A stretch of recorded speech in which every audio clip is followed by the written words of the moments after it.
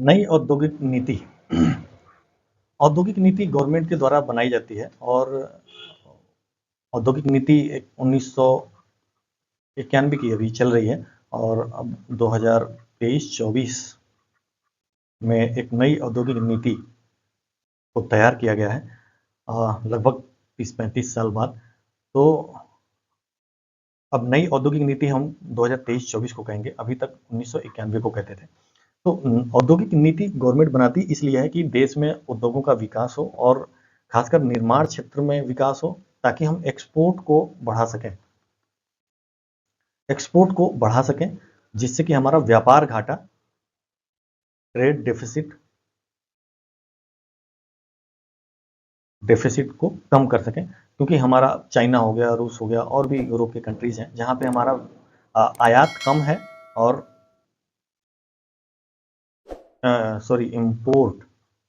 Import अधिक है, export कम है।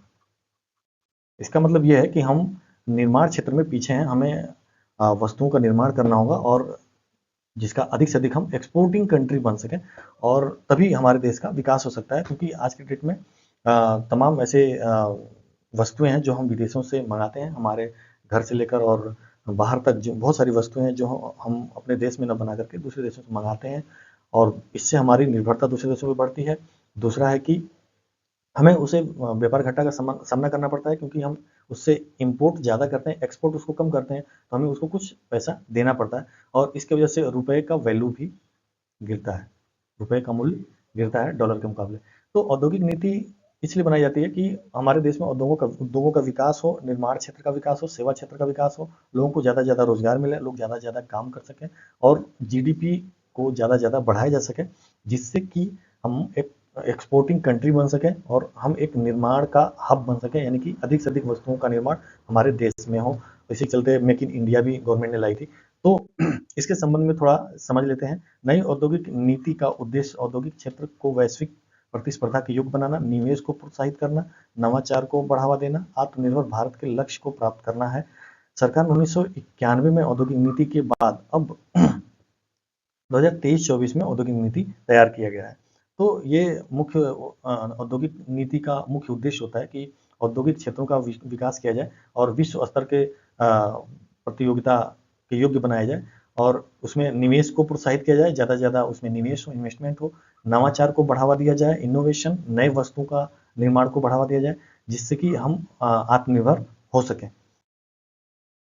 वर्तमान जो आंकड़े हैं औद्योगिक के 2023-24 के, वो हम यहाँ पे देख सकते हैं कि 2023-24 में औद्योगिक विकास दर 5.9 यानी कि 6% के आसपास था। और निर्माण क्षेत्र की हिस्सेदारी जीडीपी में 17.7% है, सेवा क्षेत्र की हिस्सेदारी 54% है। तो सेवा क्षेत्र की ज़्यादा हिस्सेदारी है, निर्माण क्षेत्र को हमें बढ़ाने की जरूरत है। औपचारिक क्षेत्र में रोजगार 11 करोड़ से अधिक लोगों को रोजगार मिला हुआ है। एमएसएमई का जीडीपी में योगदान 30% है। निर्यात में विनिर्माण क्षेत्र का योगदान 45% है। तो ये औद्योगिक क्षेत्र की कुछ आंकड़े हैं जिसको ध्यान से देख लेना है। इसका मुख्य उद्देश्य क्या है? न्यू इंडस्ट्रियल पॉलिसी का उद्देश्य क्या है? पहला है औद्योगिक विकास को 8 से 10% तक लाया जाएगा। उद्देश्य कई बार पूछता है तो इसको ध्यान से पढ़ना है कि नई औद्योगिक नीति का क्या उद्देश्य है। तो औद्योगिक विकास दर को 8 से 10% तक बढ़ाना है, निर्यात को प्रोत्साहन देना है, ज़्यादा से ज़्यादा वस्तुएं हम बनाएं, निर्माण करें, ताकि हम ज़्यादा से ज़्यादा निर्यात कर सकें, ताकि हमारा व्यापार घाटा कम हो। स्वदेशी निर्माण, मेक इन इंडिया को और गति देना है। लघु मध्यम कुटीर एमएसएमई को और सक्षम बनाना है। एमएसएमई पे एक पूरा वीडियो है, उसको भी देखना है। डिजिटल, हरित और स्मार्ट उद्योग विकास को बढ़ावा दिया जाए। नवाचार, इनोवेशन, अनुसंधान, रिसर्च एंड डेवलपमेंट को प्राथमिकता देना है। नौकरी के अवसर को बढ़ाना, कुशल मानव संसाधन का निर्माण करना, स्किल्ड ह्यूमन रिसोर्सेज का निर्माण करना। तो ये कुल 7 पॉइंट हैं, इनको ध्यान से पढ़ लेना है। नई औद्योगिक नीति के मुख्य विशेषताएं क्या है? की फीचर्स। फर्स्ट, उद्योगों के लिए सरल और पारदर्शी नीतियां बनाया जाए, ताकि वो कोई भी नया स्टार्टअप कोई स्थापना करना चाहता है या कोई भी नया उद्योग चलाना चाहता है तो उसको बहुत कम कागजी कार्रवाई करनी पड़े। सिंगल विंडो सिस्टम, एक ही पोर्टल हो जिसपे वो जाकर सारा काम कर सके, अप्लाई कर दे, वहीं पे उसको लाइसेंस भी मिल जाए, वहीं पे उसको फीस भी जमा करने का मिल जाए। नियामकीय सुधार, जो इंस्पेक्टर राज चलाया जाता है और उसके फाइलों को लटकाया जाता है और उसके बदले में करप्शंस डोनेशंस लिए जाते हैं उसको बंद किया जाएगा। राज्य और केंद्र सरकारों के बीच कोऑर्डिनेशन बढ़े ताकि उद्योगों के स्थापना में कोई दिक्कत ना आए और इन्वेस्टर जो निवेशक हैं वो अपनी पूंजी आसानी से इन्वेस्ट कर सकें। मेक इन इंडिया 2.0, तो मेक इन इंडिया को बढ़ावा दिया जाए और उच्च तकनीकी उद्योगों को प्राथमिकता, जैसे सेमीकंडक्टर, इलेक्ट्रॉनिक्स, ड्रोन। सेमीकंडक्टर अब अपने देश में बना लिया गया है। अभी सितंबर 2025 में प्रधानमंत्री द्वारा लॉन्च किया गया है पहला सेमीकंडक्टर। तो ये अच्छी बात है कि हमारे देश में सेमीकंडक्टर बनना शुरू हो गया है। एमएसएमई को बल दिया जाए, उनको आसान से ऋण दिया जाए और तकनीकी सहायता दिया जाए, विपणन सहायता दिया जाए, मार्केटिंग के लिए उनको उपलब्ध कराया जाए प्लेस। तो एमएसएमई को जब तक बढ़ावा नहीं दिया जाएगा औद्योगिक क्रांति नहीं आ सकती है। डिजिटल एमएसएमई प्लेटफॉर्म किफायती वित्त क्लस्टर विकास किया जाए। तो एमएसएमई को बढ़ावा देना जरूरी है। उसके लिए तमाम सुविधाएं, कर्ज की सुविधा और टेक्नोलॉजी की सुविधा, मशीनें वगैरह खरीदने में उनको कोई समस्या ना आए। तो जो भी छोटे स्तर का उद्योग स्थापित करना चाहता है तो वो आसानी से स्थापित कर सके। हरित और सतत उद्योग पर बल दिया जाए क्योंकि पर्यावरण को बचाना भी जरूरी है और विकास के चलते पर्यावरण को क्षति ना पहुंचे और जिसमें जल, वायु, धरती, आकाश ये सब सुरक्षित रहे। तो इसके लिए सौर ऊर्जा आधारित और पवन ऊर्जा आधारित उत्पादन को बढ़ावा दिया जाए। कम कार्बन उत्सर्जन तकनीक को बढ़ावा दिया जाए, यानी कि इलेक्ट्रिक से चलने वाली चीज़ों को बढ़ावा दिया जाए और जिसमें डीजल, पेट्रोल, कोयला का उत्सर्जन ना हो। ESG, इन्वायरमेंटल सोशल गवर्नेंस सिद्धांतों को अपनाया जाए। नवाचार और अनुसंधान, इनोवेशन, नए तकनीकी का इस्तेमाल करके नए चीज़ों को बनाया जाए जिससे कि स्टार्टअप्स और नवाचार को प्राथमिकता मिलेगा। राष्ट्रीय अनुसंधान एवं नवाचार नीति, ज़्यादा से ज़्यादा रिसर्च किया जाए और खोज किया जाए ताकि जिसमें हम नई चीज़ों को खोज कर लाएं जिससे कि लोगों का जीवन आसान हो और कम से कम कार्बन उत्सर्जन हो और अधिक से अधिक लोगों को रोजगार मिले। R&D, रिसर्च एंड डेवलपमेंट में निवेश को बढ़ाया जाए। विकेंद्रीकृत औद्योगिक विकास किया जाए, एक ही जगह केंद्रित ना हो, शहरों में ही केंद्रित है या कोई एक औद्योगिक घराना ही है जैसे टाटा हो गया या अंबानी हो गया, एक ही उद्योग, बस वही उद्योग चलाते हैं, ऐसा ना हो। अलग अलग छोटे छोटे कस्बों तक इसको विस्तार किया जाए और इसकी संख्या को बढ़ाया जाए। तो इसके लिए पिछड़े क्षेत्रों में औद्योगिकरण किया जाए, राज्यों की औद्योगिक नीतियों को समन्वित किया जाए और एस्पिरेशनल डिस्ट्रिक्ट में इंडस्ट्रियल क्लस्टर्स बनाए जाए। इंडस्ट्रियल क्लस्टर्स मतलब छोटे छोटे उद्योगों को मिला करके और एक क्लस्टर के रूप में उसको विकसित किया जाए। विनिर्माण आधारित निर्यात को प्रोत्साहन, विनिर्माण निर्धारित यानी कि फाइनल गुड्स का ज़्यादा एक्सपोर्ट हम करें, ठीक है। निर्यातकों इकाइयों को टैक्स छूट, लॉजिस्टिक समर्थन दिया जाए, उनके सामानों का रख रखाव और जो ट्रांसपोर्ट है उसकी व्यवस्था किया जाए। टैक्स में ज़्यादा छूट दिया जाए ताकि वो अपने उत्पादन को दूसरे देशों को एक्सपोर्ट करने में सक्षम हो सके और कम कीमत पे एक्सपोर्ट करेगा तो उसकी सामान की डिमांड भी बढ़ेगी, वो ज़्यादा एक्सपोर्ट कर पाएगा तो हम ट्रेड डेफिसिट को ख़त्म कर सकेंगे। भारत को ग्लोबल मैन्युफैक्चरिंग हब बनाना, मैं जैसा कि पहले ही बताया कि ज़्यादा से ज़्यादा निर्मित वस्तुओं को हम अपने देश में बनाएं और उसका दूसरे देशों को एक्सपोर्ट करें, चाहे वो इलेक्ट्रॉनिक्स गुड्स हो, मोबाइल हो, टीवी हो, टैबलेट हो, लैपटॉप हो और भी क्षेत्रों में घड़ी हो, तो ये जो चार्जर हो, तो ये जो तमाम इलेक्ट्रॉनिक्स चीज़ें हैं वो उनको हम ज़्यादा से ज़्यादा बनाएं।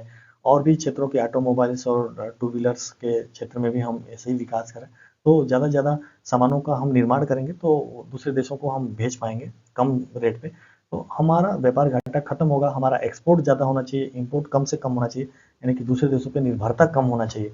इसके लिए हमें यही करना होगा कि विनिर्माण आधारित उद्योगों को बढ़ावा देना ही होगा।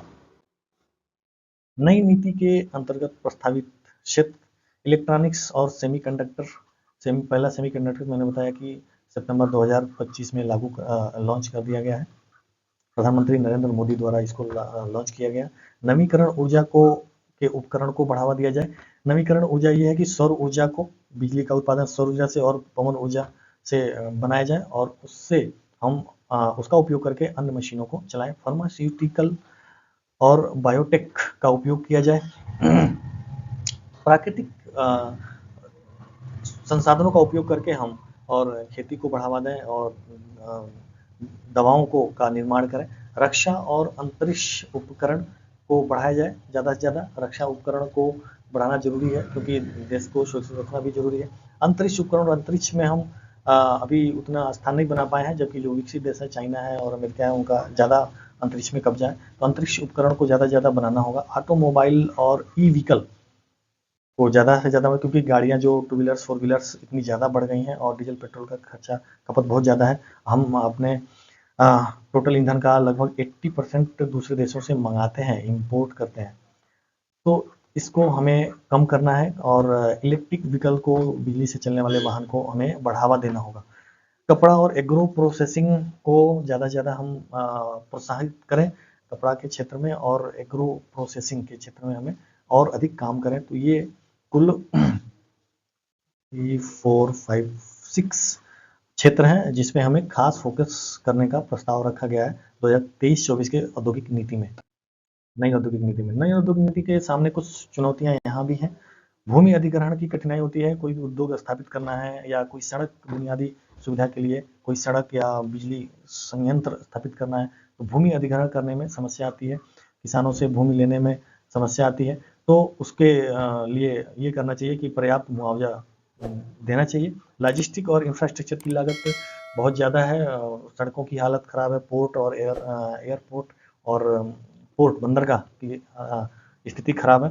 तो हमें इस पे काम करना होगा। बिजली, पानी, सड़क, परिवहन, दूरसंचार व्यवस्था, ये सब व्यवस्था चीज़ों को दुरुस्त करना पड़ेगा ताकि हमारा लॉजिस्टिक व्यय कम आए, और जब लॉजिस्टिक व्यय कम आएगा तो कॉस्ट कम होगा, कॉस्ट कम होगा तो प्राइस कम होगा, प्राइस कम होगा तो हमारा एक्सपोर्ट ज़्यादा होगा। कौशल अंतराल, स्किल्ड लेबर हमें बनाना होगा, क्योंकि जो भी लेबर काम करते हैं उनके पास स्किल नहीं होता है। स्किल ना होने के कारण प्रोडक्ट अच्छा नहीं होता है या कॉस्ट ज़्यादा आता है। तो कॉस्ट तभी कम होगा जब हम कुशल श्रमिकों का निर्माण करेंगे।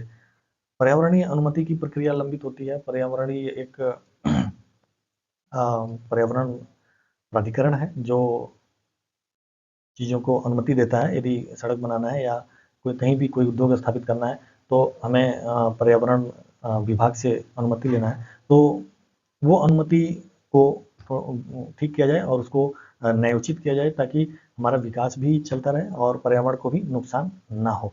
राज्यों के बीच प्रतिस्पर्धा असमान विकास है।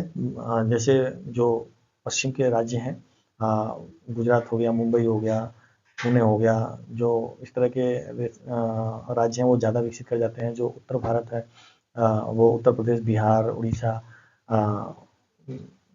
अरुणाचल प्रदेश या असम, ये नहीं विकास कर पाते हैं। तो इनके बीच के ये असमानता को दूर करना एक चुनौती है और यहाँ भी औद्योगिक विकास हो सके इसके लिए प्रयास करना होगा। तो ये कुछ 5 चुनौतियाँ हैं, इसको हमें समझना होगा और इन चुनौतियों को सॉल्व करके तब हम अपने औद्योगिक विकास को आगे बढ़ा सकते हैं। तो ये सारे औद्योगिक नीति, नई औद्योगिक नीति जो 2023-24 बनाया गया है, 1991 के बाद ये नई औद्योगिक नीति 2023-24 बनाई गई है, लगभग 34 साल के बाद। तो इस औद्योगिक नीति को हम सफल बनाने में इन कठिनाइयों को हमें दूर करना होगा।